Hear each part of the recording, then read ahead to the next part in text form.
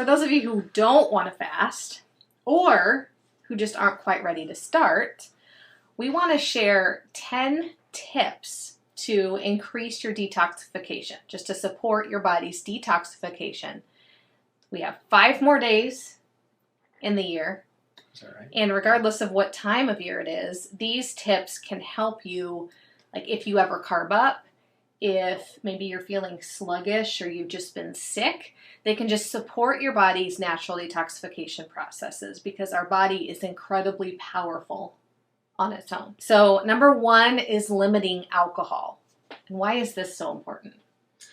Well, so alcohol takes oxidative priority, right? So when alcohol is in the body, it turns off lipolysis, which is fat burning, and it demands to be cleared from the body because there is no storage system in your body for alcohol, right?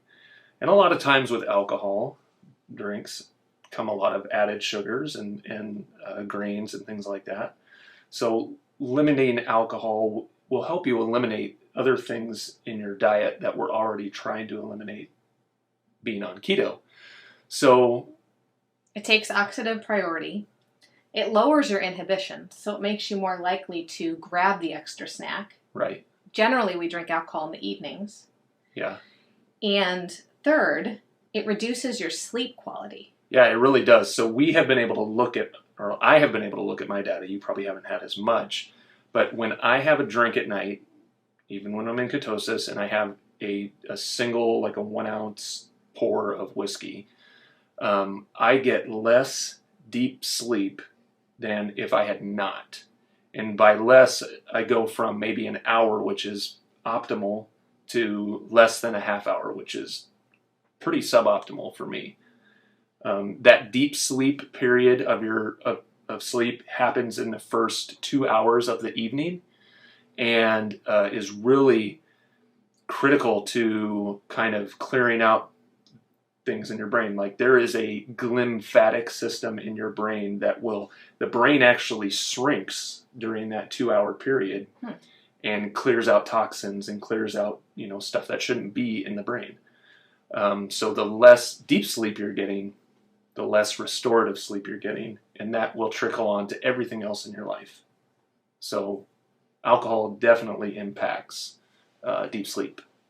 Yeah, and once you understand that and you start to pay attention to it, I think you'll notice it more and more. I used to think that having a glass of wine at night actually helped me sleep better because it makes you feel relaxed. Right. So I thought that, I go to sleep easier, so I must be getting better sleep. But actually the opposite is true. Right. So that's something to pay attention to. So number 1 is limit alcohol. Number 2 is getting enough water. Making sure you're hydrated throughout the day. And I think that for me, I'm a big believer in drink when you're thirsty. And understanding thirst, right? Thirst is a cycle in your body, or I'm trying to think of the word. But when you're thirsty, you're already dehydrated. I find if I can forget to drink water all morning, but then later in the day, I'm just parched and I can't seem to catch up. Well, then so for me, you're paying attention then. Yeah, I'm paying attention. So for me, just having something like this, right, simple, and sipping on it throughout the day is a better way of staying hydrated than waiting until I get thirsty. Because I feel like then it's too late and I can't get caught up. That works well for you, and I just like to listen to my thirst. But I get it, like you can get going so far into the day and just not focusing. You're focusing on something else and you forget. And you can feel the thirst, but you're not paying attention to it. So it's really about listening to the feelings, right? It's a feedback loop. Yes, and there's water bottles that are like marked to make sure. So you've got to figure out how much water is appropriate for you and just make sure that you're hydrating. So just paying attention to that. So third is sleep quality. So we've shared a number of tips on many live videos about how to get better sleep. So really easy things you can do are, reduce the amount of light in the evening. So think back to ancestrals, like they didn't have bright lights in the evening. So dim your lights. A lot of people will use red lights. We actually use red lights in our reading lights in our bedroom because we don't use them to read. So we just keep the ambient light low. Yeah. If on all the devices, on your phones, your tablets, and even your computers, there's some kind of a night light or like it turns off the blue light or reduces the amount of the blue light because the blue light really stimulates our wake cycle. And then if you're like TVs generally don't have these settings yet. Hopefully they will in the future. Maybe really new ones do. So blue light blocking glasses, like these glasses are blue light blocking. But they actually sell amber ones. Yeah.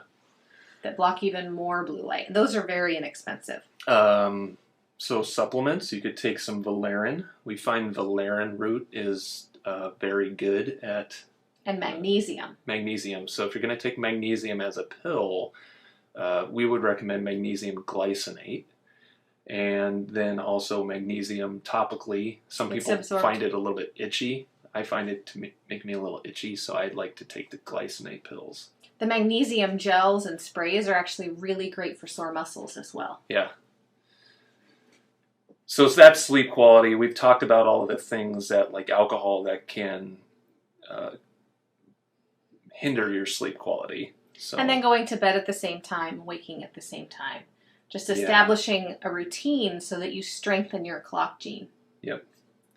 So number 4 is, surprise, surprise, reducing sugar and processed foods. So if you're still on keto, you can reduce your amount of processed foods in your diet. So those are things like salami, bacon. Not saying get rid of them, I'm saying reduce them. But especially this time of year, those types of highly processed foods, even keto ones, you've probably been eating more than you normally would. Yes. Pepperidge Farms is out there doing their thing, right? Selling you sausage, selling you cheese. So yeah, if you just start to kind of cut back on that stuff and get back towards a more whole foods based diet, that will help you. Reducing sugar, that just kind of speaks for itself.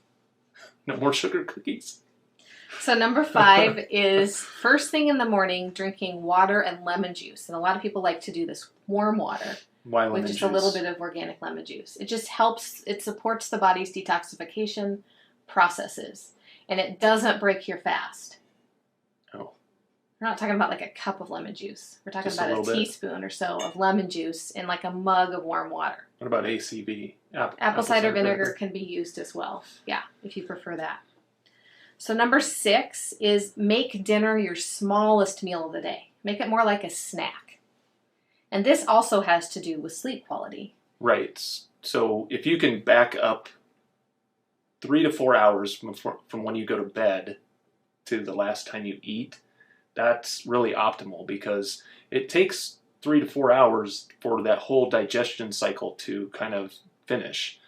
So what you want when you go to bed is for all of that blood flow to be available to go to your brain to do the deep sleep and all that, all of those things that are trying to happen within that first 2 hours of going to bed.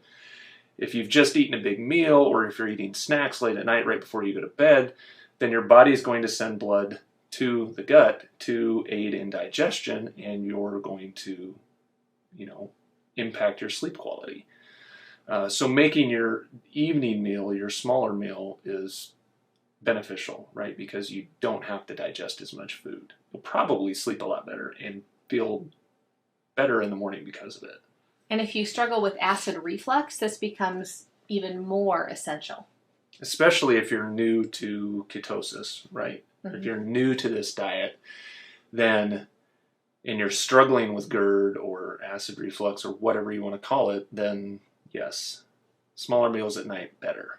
So number 7 is don't snack. So this extending those times between meals allows your body to get back into that detoxification state. When we're grazing all day long, that prevents our body from ever being in anything but a fed state. Yes. So that hinders that programmed cell death. It hinders all the things that we need to be, that our body needs to be doing. Yeah. So people who eat less calories and spend more time in a calorie-reduced state live longer. There's hundreds of studies that prove that. There's entire societies that live longer because they eat less. Doesn't sound very fun. No, but that's just the way it is. We're not meant to constantly be in a fed state. Yes, and I think that the diet programs that were popular over the past 8-9 years, where we were taught eat every 2 to 3 hours, have created a problem where all of a sudden now we've trained our body that no matter how we're eating every 2 to 3 hours. Yeah. Oh, and so this kind of plays into the American Diabetic Association is changing their guidelines for 2020. I was shocked. It's great news. It's shocked. They're basically coming out and they're saying a low carb diet is beneficial for. Yay. They didn't say keto. They just said a low carb diet. Reducing sugars is good for a good healthy diet for diabetics, which is awesome. And you've got to give a huge shout out to the people who are advocating a low carb diet and doing the research and getting the information out there. So that's great news. Tip number 8 is to move. So exercise stimulates the lymphatic system. We want to make sure that our lymphatic system is draining and is not getting congested. But many of us, me included, have stagnant lymphatic systems. Right. So what is lymph? I mean, it's just like goo inside your body, right? It carries things around. The lymphatic system. I mean, that's what I think of it as. And so there's things that you can do like, exercise. Exercise stimulates the lymphatic system and gets that moving. So, and not sitting still. I think that's my biggest problem is that I sit in front of a computer all day working. So what I do is I'll set a timer on my phone every 50 minutes to get up and move around. And so I'll go out in the kitchen, I'll run up and down the stairs because I work from home. I work remotely, so I run up and down the stairs. I just get my heart rate up a little bit to increase movement and just to increase circulation. Yeah, and I have a job where I'm constantly going from one meeting back to my office, walking around talking to my guys, and so that works out for me. I'm trying to remember more often now to just stop and do 10 or 20 push-ups just to get my heart rate up, because walking doesn't really get my heart rate up. So then dry brushing. Has anybody heard of dry brushing or know exactly what it is?